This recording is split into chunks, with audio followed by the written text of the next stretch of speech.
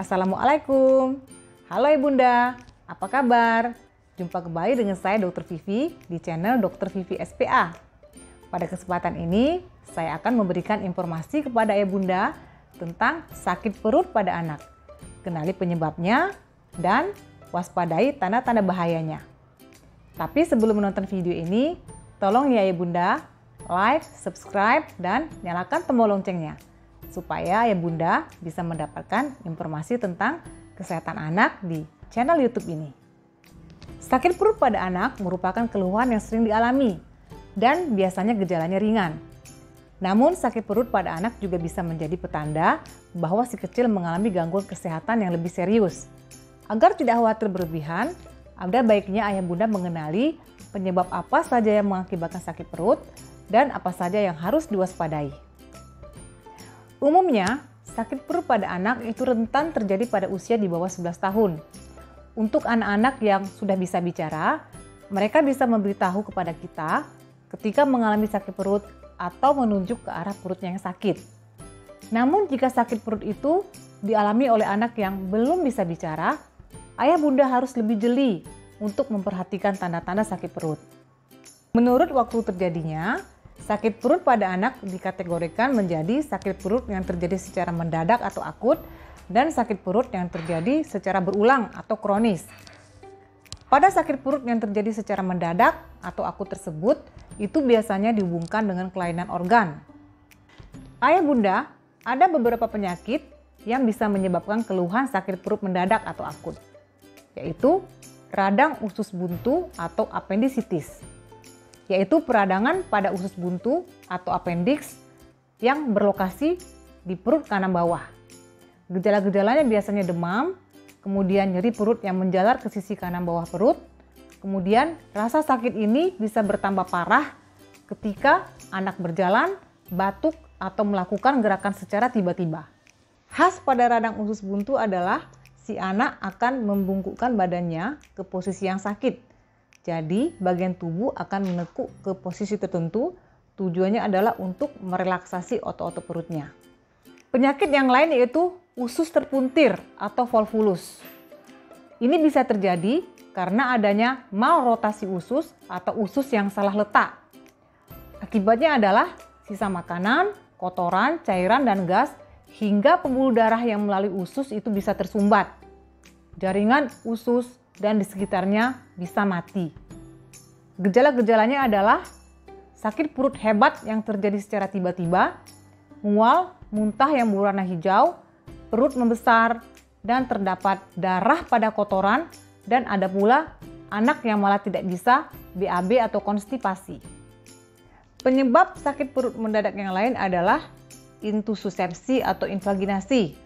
Ini merupakan istilah medis untuk usus, di mana biasanya usus kecil yang masuk atau terselip ke bagian lain dari usus. Akibat dari intussusepsi ini mengakibatkan usus bisa terbendung dan tersumbatnya makanan atau cairan yang melewati usus. Usus bisa meradang, membengkak, dan berkurangnya aliran darah. Paling sering terjadi di bawah usia 2 tahun, terutama pada usia 5-10 bulan. Gejala-gejala dari intussusepsi atau invaginasi adalah adanya nyeri perut yang hilang timbul tiap 15-20 menit, mual, kemudian muntah hijau, si anak juga akan mengalami buang air besar yang berdarah berlendir, kemudian si anak juga mengalami susah buang angin sehingga perut si anak menjadi kembung. Selanjutnya kita bahas mengenai sakit perut berulang pada seorang anak, yaitu rasa sakit atau tidak nyaman yang dirasakan selama paling sedikit 12 minggu, tidak perlu berurutan dalam kurun waktu 12 bulan terakhir. Beberapa jenis sakit perut berulang yang bisa terjadi pada seorang anak yaitu dispepsia, yaitu rasa sakit pada perut bagian atas, biasanya di atas pusat, tidak berhubungan dengan pola defekasi dan bentuk tinja. Rasa tidak nyaman dapat berupa rasa penuh, cepat kenyang, sering sendawa, mual, atau muntah. Sakit perut berulang lainnya adalah sindroma usus irritable yang berupa sakit perut atau rasa tidak nyaman yang berhubungan dengan perubahan pola defekasi dan bentuk tinja. Keluhan akan hilang setelah defekasi. Kemungkinan adanya kelainan organik perlu dipikirkan bila ditemukan rasa sakit pada malam hari, diare, perdarahan per anus, demam, atau penurunan berat badan. Selanjutnya adalah sakit perut fungsional yang merupakan bagian juga dari sakit perut berulang, di mana sakit ini dirasakan di daerah sekitar pusat, berlangsung secara terus-menerus pada anak usia sekolah atau remaja, tidak berhubungan dengan keadaan makan, defekasi, atau menstruasi. Pada sakit perut fungsional ini, beberapa anak dapat terganggu aktivitasnya sehari-hari.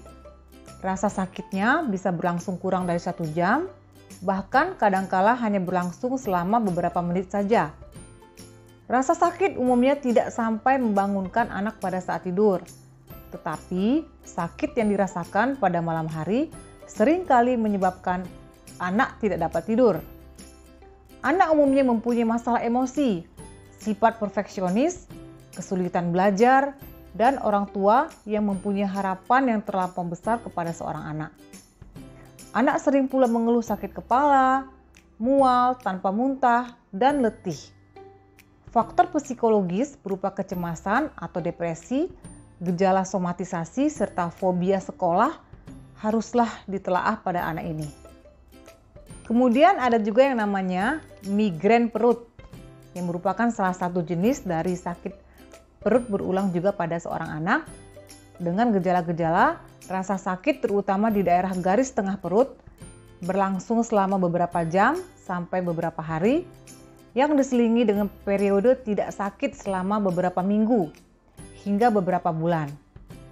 Keluhan lainnya minimal ada 2 keluhan, seperti sakit kepala, takut terhadap cahaya, riwayat migrain di dalam keluarga, sakit kepala pada satu sisi, dan aura di awal serangan sakit. Lalu ada juga yang namanya erofagi, yang juga merupakan salah satu jenis dari sakit perut berulang pada anak, yaitu udara tertelan berlebihan yang menyebabkan perut si anak kembung, sehingga mengganggu masukan minum atau makan. Anak sendawa berulang kali dan sering buang angin atau kentut. Keadaan ini seringkali tidak terlalu diperhatikan oleh orang tua. Keadaan ini perlu dipikirkan apabila ditemukan suara menelan berulang kali yang disertai keluhan yang seperti saya sebutkan tadi. Keluhan dan gejala klinis akan hilang pada saat anak tidur. Kecemasan anak dapat menyebabkan perilaku menelan secara berlebihan ini. Sakit perut berulang yang tidak ada kelainan organ itu ditemukan pada 70% anak dan lebih sering ditemukan pada anak yang berusia 4-15 tahun. Kemampuan anak untuk mengemukakan keluhan yang dirasakannya sangat menentukan ketepatan diagnosis.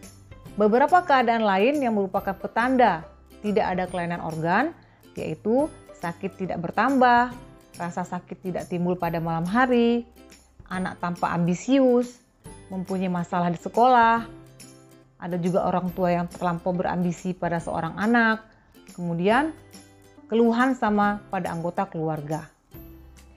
Faktor psikologis sebagai pencetus keluhan perlu diketahui. Begitu pula dengan prestasi belajar, stres dalam keluarga maupun sekolah, aktivitas sosial, perkembangan aktivitas dalam bulan terakhir. Kemudian ada juga yang namanya kolik infantil, yang terjadi bila seorang bayi menangis terus tanpa ada penyebabnya, kemungkinan bayi menderita kolik. Kolik infantil dapat diidentifikasi melalui rule of 3, yaitu bayi menangis lebih dari 3 jam sehari, terjadi lebih dari 3 hari setiap minggunya, dan berulang selama lebih dari 3 minggu. Kolik infantil biasanya terjadi pada bayi yang berusia 2 minggu sampai 4 bulan, yang disebut juga dengan sindroma 4 bulan. Gejala-gejalanya biasanya bayi menangis bisa beberapa menit, kemudian menangis lagi dan susah dibujuk. Kolik infantil juga ditunjukkan dengan kedua kaki dan tangan terangkat ke atas perut dengan tangan mengepal dan wajah kemerahan. Tangis terjadi sering di saat malam hari menjelang waktu tidur. Salah satu sakit perut berulang yang mengenai organ adalah infeksi saluran kemih. Dengan gejala-gejala, nyeri perut bagian bawah, kemudian demam, si anak juga bisa mengalami gangguan berkemih seperti sering kencing, nyeri saat kencing, rasa tidak nyaman di kandung kemih, kemudian tidak bisa menahan kencing, kesulitan untuk mengeluarkan kencing, bahkan tidak bisa kencing. Dan juga ada gejala-gejala mengompol di malam hari. Ditinjau dari tingkat keparahannya, sakit perut bisa dibedakan menjadi sakit perut yang ringan dan sakit perut yang berat. Untuk sakit perut yang tergolong ringan, biasanya tidak disertai dengan gejala-gejala yang lain dan akan menghilang dalam waktu 2-3 jam. Kendati demikian, bila dibiarkan terjadi berulang, maka mungkin saja dapat berkembang menjadi lebih berat. Beberapa penyebab sakit perut yang tergolong ringan adalah kurang konsumsi makanan berserat, kemudian susah buang air besar, kembung, kolik, kemudian naiknya asam lambung atau reflux, alergi makanan, bisa juga karena radang tenggorokan, infeksi telinga, kemudian depresi atau kecemasan pada seorang anak. Untuk sakit perut yang tergolong berat, biasanya gejala-gejala tidak akan menghilang dalam waktu 24 jam, malah akan terjadi perburukan. Jika seorang anak mengalami hal seperti ini, mungkin saja dia mengalami usus buntu, kemudian sumbatan aliran makanan di dalam usus, luka lambung, hernia, batu empedu, infeksi saluran kemih, juga bisa menderita tumor atau kanker. Ada kondisi sakit perut pada anak yang perlu diwaspadai karena petanda penyakit yang serius, yaitu waspadai jika anak menggosok-gosok perut bagian kanan bawah. Sebab hal ini bisa menjadi tanda bahwa anak mengalami radang usus buntu atau apendisitis. Orang tua juga harus waspada terhadap sakit perut yang terjadi sekitar 24 jam dengan rasa sakit yang belum kunjung hilang. Muntah selama atau lebih dari 24 jam, kemudian muntah yang berwarna kuning atau hijau, terutama pada bayi dan anak yang usianya masih kecil. Waspadai juga bila anak mengalami muntah yang mengandung darah atau berwarna gelap pada anak usia berapapun. Kemudian diare lebih dari 3 hari atau diare yang disertai darah. Anak juga bisa mengalami demam tinggi. Meski sakit perut dengan suhu tubuh normal, juga bisa tanda-tanda suatu penyakit yang serius. Waspadai juga sakit perut yang terjadi pada anak laki-laki mungkin saja berasal dari bagian testis. Kondisi yang disebut sebagai torsiotestis atau testis terpuntir sehingga aliran darah tidak lancar dan testis menjadi bengkak. Harus diwaspadai juga jika sakit perut disertai dengan buang air kecil yang terasa sakit dan atau sering. Ada juga sakit perut yang disertai dengan ruam pada kulit. Ayah bunda, jika mendapati hal-hal yang harus diwaspadai ini, berarti orang tua harus segera memeriksakan anaknya ke dokter agar dapat ditangani segera. Demikianlah video saya kali ini tentang sakit perut pada anak. Semoga video ini bisa bermanfaat serta bisa menambah pengetahuan dan wawasan ayah bunda. Silakan dibagikan kepada saudara-saudara atau teman-teman ayah bunda ya. Sampai jumpa pada video saya selanjutnya. Wassalamualaikum warahmatullahi wabarakatuh.